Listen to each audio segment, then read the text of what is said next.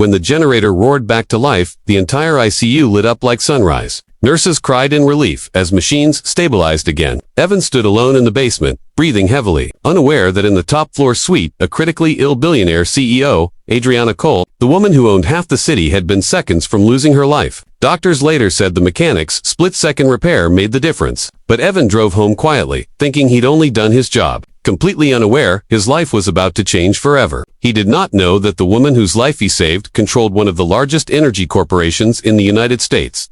Upstairs, doctors and nurses rushed around Adriana's bed with renewed determination. Her vitals, moments from flatlining, began to stabilize. The ventilator pumped rhythmically again, and her oxygen levels returned to safe range. Her mother, Eleanor, broke down, gripping her daughter's cold fingers. Adriana had built her empire from scratch, becoming CEO of Cole Energy at only 32. Yet tonight she lay fragile and dependent on machines. "She's fighting," the doctor whispered, the power returning when it did. "Saved her." No one in the room knew the mechanic's name, but every heart silently thanked him.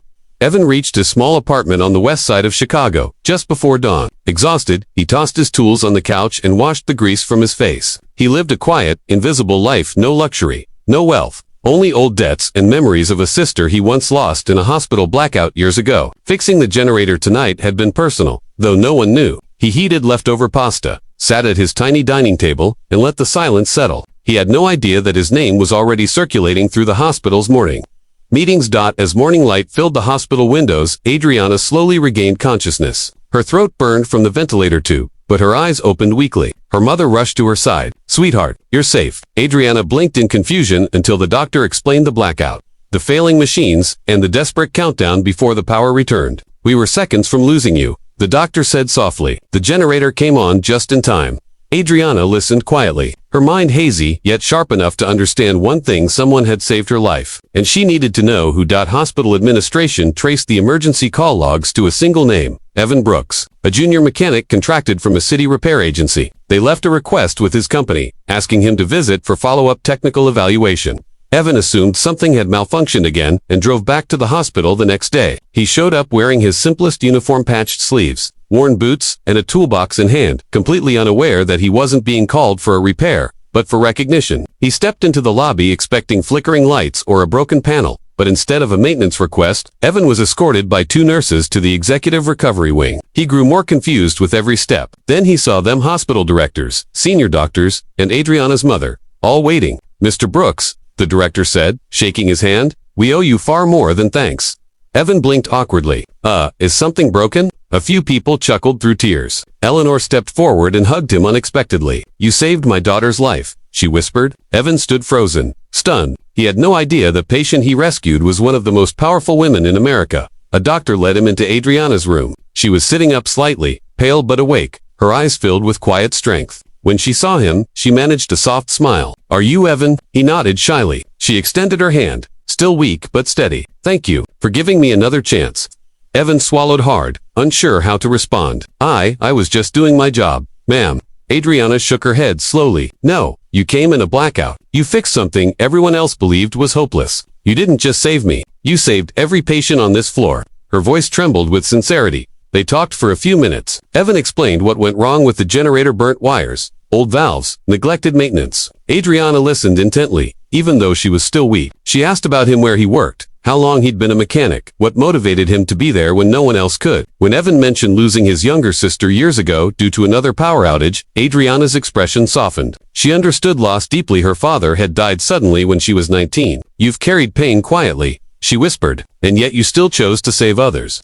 For the next week, Adriana's recovery was slow but steady. Doctors ensured she wasn't overloaded with stress, but she insisted on one daily visitor van. Their conversations deepened each time. She learned he worked double shifts to support his father in a nursing home. He learned she spent her life building a company designed to modernize aging energy systems, ironically the same issue that almost killed her. Their worlds were opposite, yet strangely aligned. Evan found her powerful yet humble. Adriana found him grounded and selfless. A silent respect grew between them. After 10 days, Adriana was strong enough to move around in a wheelchair. She asked to be taken to the basement. "I want to see where he saved me," she said. Evan walked beside her, explaining each tool, each wire, each malfunction he had faced. When she saw the rusty generator, she felt a chill. "This machine decided my life," she murmured. Evan shook his head gently. "No ma'am, you decided your life. This just helped a little." She looked at him with an expression he didn't quite understand, something between gratitude and admiration. The next morning, Adriana requested a private meeting with Evan in her office at Cole Energy headquarters. When he arrived, he was intimidated by the skyscraper glass walls, gold elevators, badges, polished floors. He stood in her office fidgeting as she rolled forward in her chair. "Evan," she began softly, "I want to make you an offer that reflects what you've done, not just for me, but for this city." Evan swallowed nervously. She handed him a sleek folder. Inside was a job contract, full salary, benefits, training, support, and a position in the company's emergency infrastructure program. Evan was speechless. "Ma'am, I'm just a mechanic." Adriana smiled warmly. "Mechanics built this country. You saved a hospital full of lives. You think small because the world taught you to, but I see more." She paused. "I want you on my team, not because you saved me, but because you're exactly the kind of person we need, someone who doesn't break under pressure." Evan's throat tightened. No one had ever believed in him like this. No one had ever offered him a future that wasn't shaped by struggle. He accepted the job, hands trembling as he signed. Adriana stood slowly, still recovering, and extended her hand one more time. "Welcome to Cole Energy." Evan shook it, overwhelmed. His life, once defined by broken machines and endless nights alone, had shifted in a single moment, a moment he never expected. She escorted him out of her office personally, ignoring her bored's startled looks. To her, gratitude was never silent, and respect was never hidden. Weeks passed, and Evan thrived in his new role. Adriana personally oversaw his training, ensuring he had every resource to grow. She checked on his father's care, upgraded his facility, and made sure he would never want for proper treatment again. Evan didn't ask for any of it, but Adriana wasn't helping him out of pity or debt. She was helping because she believed in fairness, kindness, and justice, traits she rarely encountered in corporate life. Until she met him, their connection evolved naturally. They talked daily, not just about work, but about life, family, dreams, regrets. Adriana admired his honesty. Evan admired her resilience. They balanced each other, her strength with his humility, her vision with his heart. Though their worlds were miles apart, their souls weren't, and everyone around them saw it long before they did. Months later, Adriana hosted a press conference revealing Cole Energy's new emergency infrastructure project, designed to prevent blackouts in hospitals across the country. She stood proudly on the stage, the crowd cheering, cameras flashing. Then she stepped aside and invited Evan up. He froze. "I can't speak in front of all these people," he whispered. Adriana smiled. "You already saved them. Talking is the easy part." She placed a hand on his back and guided him forward. The room erupted in applause. Evan finally understood. His quiet act of courage had changed not only a life, but an entire future. He glanced at Adriana, who looked healthier, stronger, and more radiant than ever. She gave him one reassuring nod. In that moment, he realized something else. He hadn't just saved a CEO, he had found someone who saw him, truly saw him, and she had changed his life every bit as much as he had saved hers.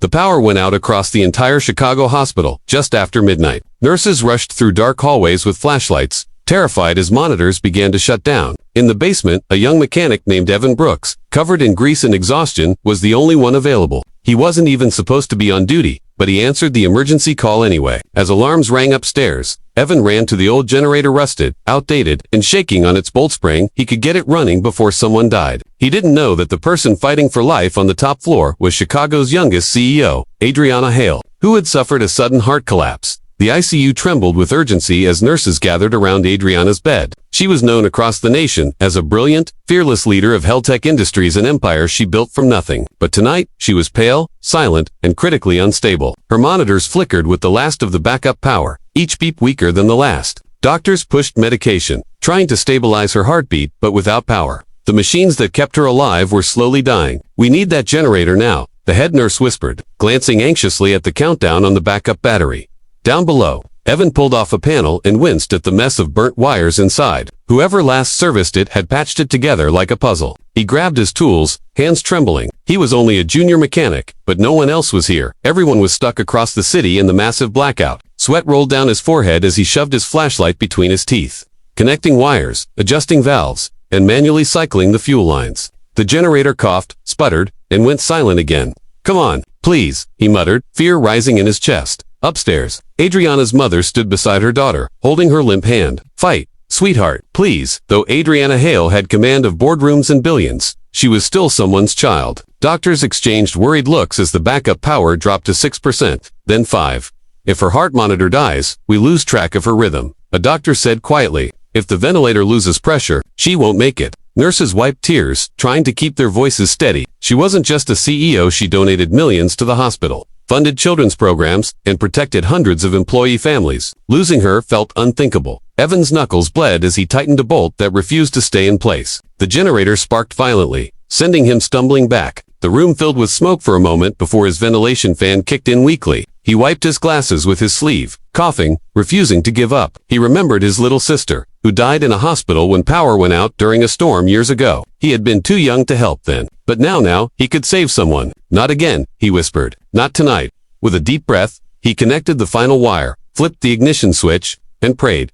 For a split second, nothing happened. Evan's heart sank. Then dash boom, dash clunk, dash clunk, dash ROO or dot the generator burst to life, shaking violently, but running. Lights flickered through the basement, then surged upward as power spread through the hospital. Evan exhaled so hard he almost fell to his knees. He didn't even stay to celebrate. He grabbed his radio and said, "Power restored. Monitor it closely. This thing won't last forever." But upstairs, cheers echoed like a wave. Lights brightened, machines restarted, and the ventilator powering Adriana filled again with steady airflow. Her mother sobbed with relief as her daughter's heart rhythm stabilized on the glowing screen. Doctors rushed to adjust Adriana's medications now that the machines were fully functional. Within minutes, her blood pressure improved. Her respiratory rate evened out. The room slowly filled with hope instead of fear. A nurse whispered, "Whoever fixed that generator, they just saved her." But no one knew his name. Not yet. Downstairs, Evan leaned against the wall, catching his breath. His uniform was soaked with sweat, his hands shaking, but he felt something he hadn't felt in a long time: purpose. He packed his tools, ready to return to his repair truck, assuming his job was done. By early morning, the blackout across Chicago ended, and the hospital regained full grid power. Adriana's surgery and stabilization had succeeded, and she was moved to a private recovery suite. When she awoke, her mother softly explained what happened: the blackout, the failing machines, and the mechanic who restored the generator with minutes to spare. "Even weak," Adriana whispered, "find him." She was a leader, known for never forgetting loyalty or courage. And she wanted to thank the person who'd unknowingly saved her life. Hospital staff began searching through night logs, piecing together who had responded to the emergency call. Meanwhile, Evan returned to his tiny apartment on the city's south side. He lived alone, paycheck to paycheck, working extra shifts to care for his aging father in a nursing facility. He didn't think fixing the generator was heroic, just necessary. He reheated leftover noodles, sat on his worn-out couch, and wondered about the patient who had needed that power so desperately. He didn't know her name, her story, or her status. He only hoped she survived. After a few hours of sleep, he returned to work as if nothing extraordinary had happened. At the hospital, Adriana insisted on speaking to the staff who had been there during the blackout. When she learned the generator had been repaired by a young mechanic working alone, she became determined to meet him. "A hospital filled with professionals couldn't help me without power," she said softly. "But he did. He saved hundreds, not just me." The hospital director contacted Evan's company and requested that he visit the executive wing. Evan assumed they needed him for another repair. He walked in wearing his standard overalls, unaware he was about to walk into a life-changing moment. When the elevator doors opened, he froze. The hospital director, 5 doctors, and a section of staff were waiting for him. He stuttered nervously. "I did something break again." They smiled and invited him inside. Then Adriana's mother approached him first and hugged him tightly. "Thank you for saving my daughter." Evan stood stunned. Then a nurse guided him into Adriana's recovery room. She sat propped up by pillows, pale but smiling warmly. Her eyes sharp, intelligent, and kind rested on him with deep gratitude. "You don't know me," she whispered, "but last night, you kept me alive." Evan rubbed the back of his neck, embarrassed. "Ma'am, I just did what anyone would have done."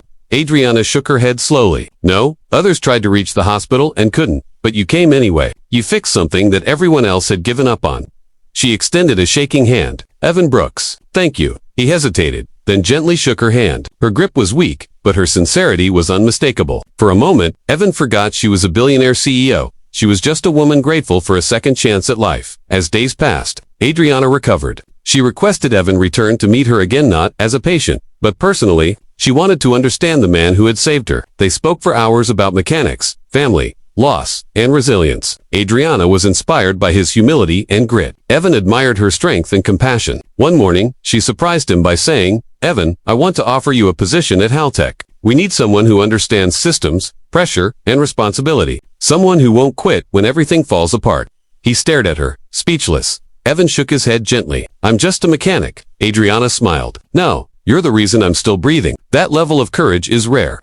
She handed him a letter. Inside was a job offer, full salary, benefits, and sponsorship for engineering, training, if he wanted it. Evan's eyes filled with disbelief. No one had ever invested in him before. Why me? He whispered. Adriana replied softly, because when the world went dark, you didn't. He swallowed hard, knowing his life had changed forever.